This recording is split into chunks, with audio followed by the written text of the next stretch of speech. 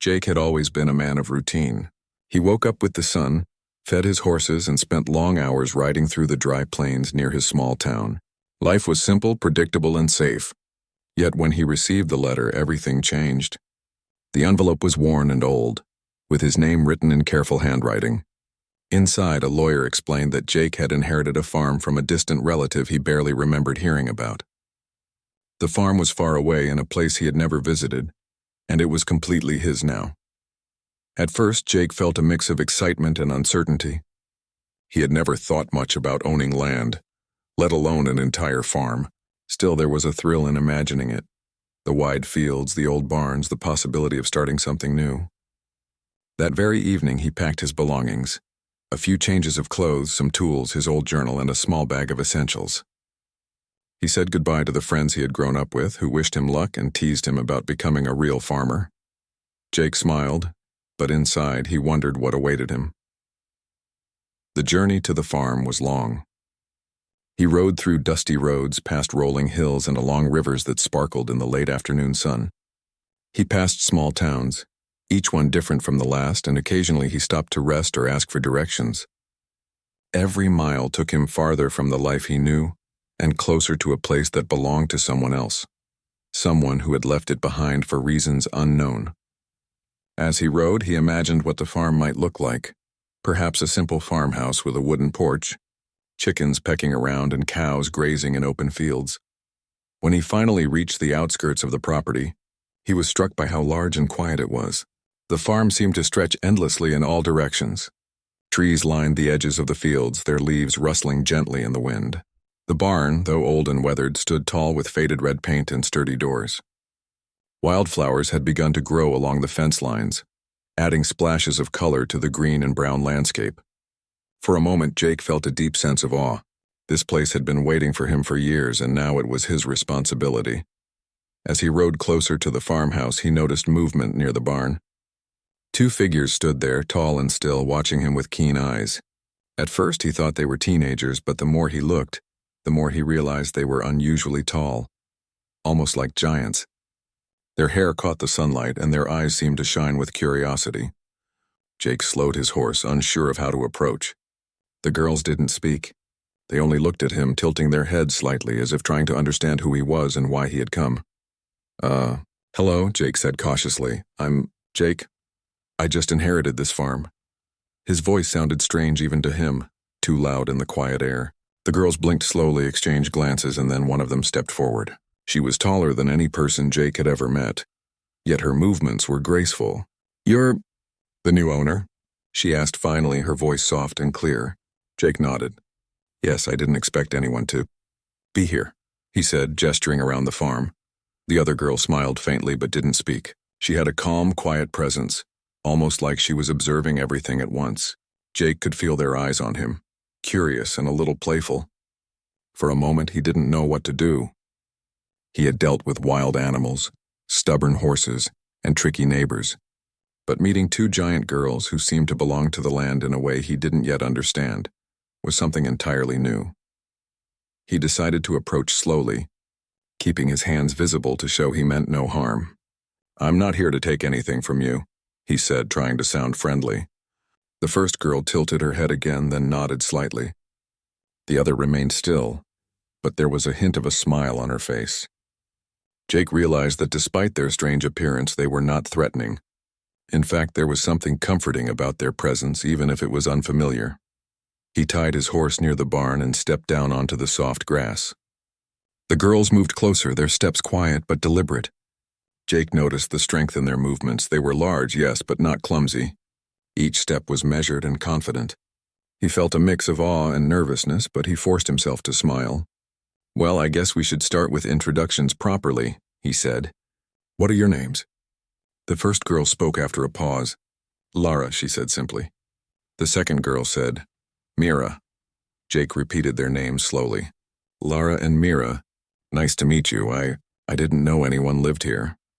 The girls exchanged another glance, then gestured toward the farmhouse as if inviting him to follow. Jake hesitated, but curiosity won over caution. He followed them, taking in the details of the property. The fields were wide, and in some places, tall grass had grown over paths long unused.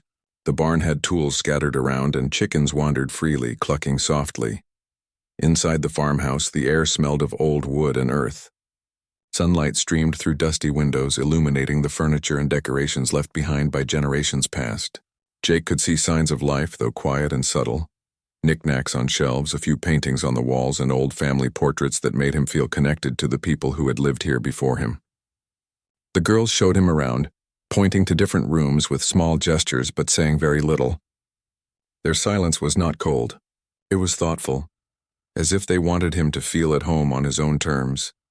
That night, Jake sat on the porch listening to the wind rustle through the trees. He could hear the distant hoot of an owl and the soft scurrying of animals in the underbrush. The farm felt alive in ways he hadn't expected. Occasionally, he caught glimpses of Lara and Mira moving through the fields, their presence strangely comforting. He thought about how different this life would be from the one he had known. There would be challenges, repairs, chores, and perhaps more surprises. But there was also potential for adventure, friendship, and discovery. As he drifted off to sleep, Jake thought about the girls and their mysterious presence. Why were they here? How long had they lived on the farm? And most importantly, could he find a way to connect with them? The questions lingered in his mind, but for the first time in a long while, he felt something he hadn't felt in years. Anticipation. Life on the old farm was just beginning, and he was part of it now. Outside, the moon rose high, casting silver light over the fields. The farm was quiet, yet full of unseen life. Somewhere beyond the trees, the girls whispered softly to each other. Their voices carried on the wind, though Jake could not hear the words. It felt as though the land itself was alive, welcoming him, testing him, and slowly, patiently, inviting him to become part of its story. By the first morning, Jake knew that the farm was more than just inherited land. It was a place of history, mystery, and unexpected connections. Lara and Mira remained quiet, yet their curious gazes followed him as he began his morning chores. Each movement felt like a dance between familiarity and newness, a careful balance that would take time to understand. Jake didn't know what the future held, but he felt ready to face it. He had come to the farm expecting solitude, but instead, he found companionship in the most unusual of forms, and so, the cowboy's journey had truly begun, not just on a new farm, but into a world that promised wonder, friendship, and the kind of mysteries that could only exist in places that felt alive. The fields were waiting, the barn doors were creaking with possibility, and two giant girls watched from the edge of the trees, silently measuring the man who had come to call their home his own. The morning sun rose slowly over the old farm, casting golden light across the wide fields. Jake stretched as he stepped out onto the porch, the crisp air filling his lungs. He could see Lara and Mira already outside, moving with an ease and confidence that still amazed him. Their size was striking, but what impressed him more was how gracefully they navigated the farm, handling tasks with quiet skill. For the first time, Jake felt that maybe he was not entirely alone in this new life. The girls were part of it, and perhaps if he earned their trust, they could even become friends. Jake decided to start with the barn. The old structure creaked and groaned, but it was still sturdy. He began by checking the tools, cleaning them, and organizing them neatly. Lara approached and picked up a heavy bag of feed effortlessly, carrying it to the stalls with a strength that made Jake pause in awe. "You're strong," he said, genuinely impressed. She only smiled, a small, almost shy expression, then nodded toward the stalls, motioning for him to follow. Mira came along carrying water buckets with ease. Together, the three of them worked silently but efficiently. For the first time, Jake felt the rhythm of the farm as a team, a harmony he hadn't expected to find so quickly. As the day went on, Jake began to notice small details about the girls. They moved with careful precision, their eyes noticing things he would have missed. A loose board in the fence, a patch of weeds that needed pulling, or a hungry hen waiting for attention. They did not speak much, but their gestures were expressive. Jake realized that communication on this farm was not just through words. It was through observation, understanding, and shared effort. Later, while resting under a tree with a cool breeze brushing their faces, Jake asked, "How long have you lived here?" The girls exchanged glances. Lara spoke first, her voice calm and steady. "We've always been here. The farm, it's our home too." Mira nodded, adding softly, "Our family, this land, it belongs to us in ways you cannot see yet." Jake listened intently, sensing there was more to their story than they were ready to tell. He decided not to press further, understanding that trust could not be rushed. Over the next few days, Jake settled into a routine. He repaired fences, cleaned barns, and tended to the animals, all while observing Lara and Mira. Slowly, they began to open up. Lara taught him how to check the soil and plant seeds in patterns that would yield the best crops. Mira showed him how to care for the chickens and cows, her hands confident and precise. Jake learned quickly, but more importantly, he felt a growing respect for the girls. They were not just helpers.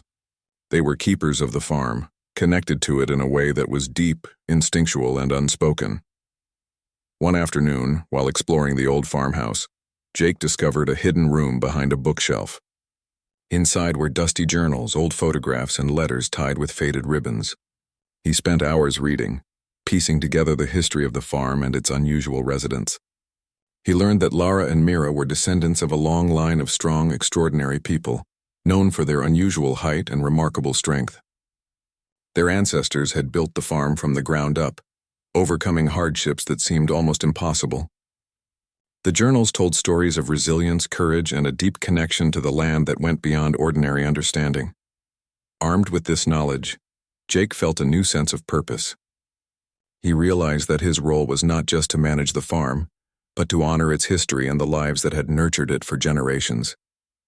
That evening, he shared a simple meal with Lara and Mira in the farmhouse kitchen. The girls spoke more than they had before, laughing softly at small jokes and sharing memories of past seasons, though always carefully. Jake listened, contributing stories of his own life, and felt the beginnings of a bond that was more than just convenience. It was friendship, trust, and mutual respect. Days turned into weeks, and Jake began to notice changes in himself. Life on the farm was hard work, but it was fulfilling in a way that city life or small-town routines had never been. He woke each day with a sense of purpose, eager to see what the land would demand of him and what the girls would teach him next. Lara and Mira, once mysterious and distant, became companions in work and in quiet moments. They showed him the best hiding spots for the animals, the secret paths through the trees and the quiet streams where the water was always cold and clear. Each discovery felt like a shared secret, binding them closer together. One rainy afternoon, as the storm clouds gathered, Jake noticed the girls moving toward the barn to secure the animals. He ran to help, grabbing blankets and tarps. They worked together seamlessly, covering the horses and feeding the chickens before the rain fell in heavy sheets. Soaked and laughing, they watched the storm from the barn door. Jake realized that this was what he had been missing in life, not just solitude or work, but shared experience, teamwork, and connection. Lara and Mira, with their strange size and quiet ways, had shown him a new kind of family. As the weeks passed, Jake began to appreciate the farm itself in ways he hadn't expected. He planted crops according to the patterns the girls suggested, repaired old structures, and even started keeping track of the weather and soil conditions.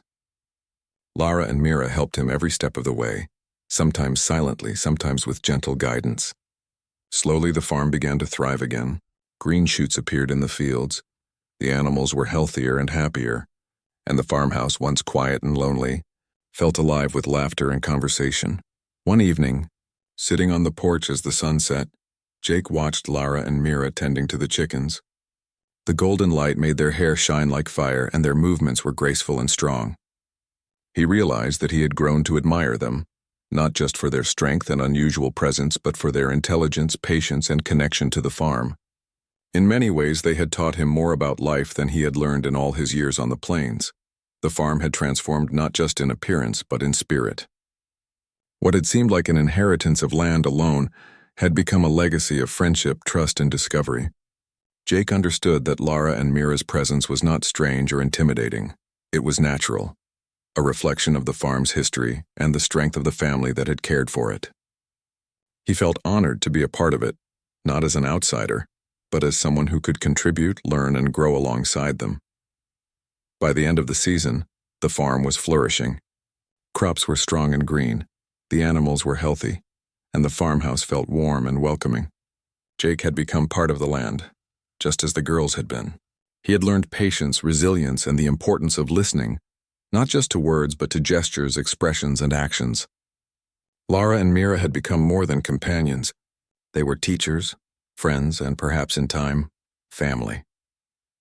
One quiet night, Jake sat under the stars listening to the wind in the trees and the soft sounds of the farm settling down for the night. Lara and Mira were nearby, talking softly, their laughter carrying in the cool air.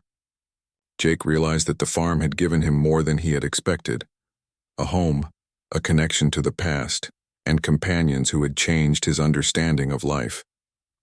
The land was alive not just with plants and animals, but with history, stories, and the bonds that grew in silence and patience. In the weeks and months that followed, Jake continued to work alongside Lara and Mira, each day deepening his understanding of the farm and the girls' unique presence. He repaired fences, planted more crops, and explored hidden corners of the property that held secrets from generations past.